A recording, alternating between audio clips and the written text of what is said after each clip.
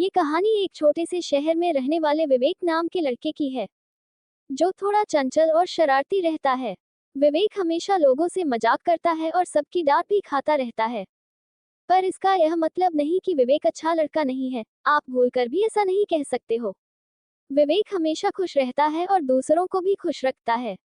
आज विवेक अपने किसी रिलेटिव की शादी में जा रहा था, जहां उसके कुछ फ्रेंड भी आने वाले थे। विवेक का मूड खूब मस्ती करने का था और उसने ऐसा किया भी।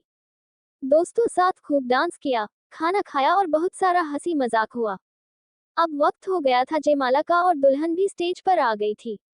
दुल्हन के साथ एक लड़की आई, जिसको देखकर विवेक अपना विवेक खो बैठा। इतनी सुंदर लड़की शायद उसने पहली बार देखी थी।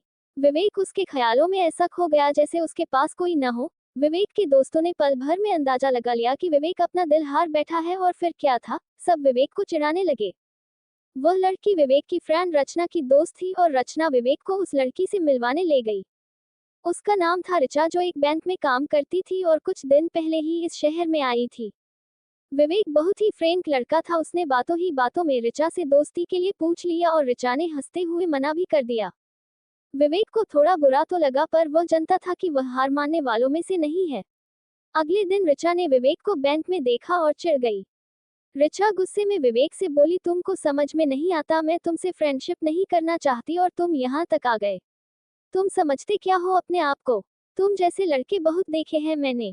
विवेक ने शांति से रिचा से कहा, तुम गलत समझ रही हो, मैं यहाँ काम से आया हूँ।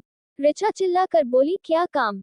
बैंक में जो भी था सबकी निगाहें विवेक पर थी। विवेक फिर भी मुस्कुरा रहा था और इतने में बैंक मैनेजर वहां आ जाता है और कहता है, रिचा तुम ग्राहक से कैसे बात कर रही हो? इनको मैंने ही कॉल करके बुलाया है।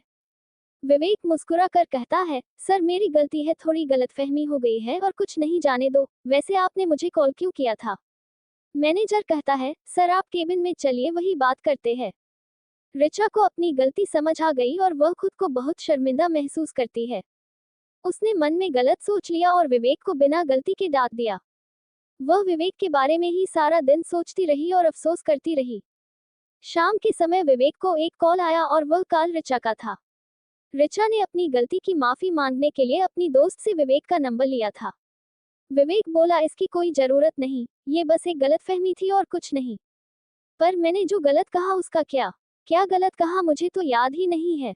इतना कहकर विवेक हंसने लगा। विवेक के इस हंसमुख और बिंदास अंदाज ने रिचा के दिल में जगह बना ली। अब रिचा भी विवेक से दोस्ती करना चाहती थी, पर विवेक से कहना नहीं चाहती थी। कुछ दिन दोनों की बात फोन पर ही होती रही और एक दिन विवेक बैंक पहुंच गया और रिचा से बोला, चलो कुछ दिखाना है तुमको। बाहर आकर देखा तो एक चमचमाती नई कार खड़ी थी, जिसके लोन के लिए उस दिन विवेक आया था। विवेक ने रिचा से घूमने के लिए कहा और रिचा ने मना नहीं किया। दोनों एक लॉन्ग ड्राइव पर गए और विवेक कहने लगा, तुमको मैं कैसा लगता हूँ? रिचा सब समझकर भी अनजान बनने लगी और बोली, एक लड़के जैसे लगते हो। और कैसा लड़का लगता हूँ मैं तुम्हें? ठीक ठाक से, रिचा ने कहा। बस ठीक ठाक, एक फ्रेंड जैसा भी नहीं लगता। अरे यार मजाक कर रही थी, तुम मेरे लिए फ्रेंड से बढ़ाकर हो। अच्छा, ये बात सुनकर विवेक की खुशी का ठिकाना न रहा।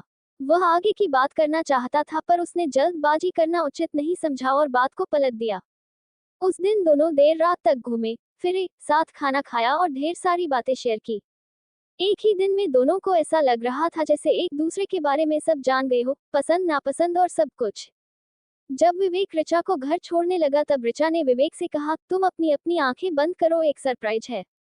विवेक ने जैसे ही आंखें बंद की, रिचा ने एक विवेक के गाल पर एक किस किया और दौड़कर अनादर चली गई। विवेक को इतनी खुशी आज तक नहीं मिली थी। ऐसा लग रहा था जैसे उसको सब कुछ मिल गया हो। विवेक को आज प्यार का नशा हो गया था और विवेक इस नशे में ही रहना चाहता था। रिचा ने आज बिना कुछ कहे वह सब कह दिया था, जिसको सुनने के लिए विवेक न जाने कितने दिनों से इंतजार कर रहा था। आज विवेक को अपना प्यार मिल ही गया और दोनों साथ साथ एक रिश्ते ही जुड़ गए।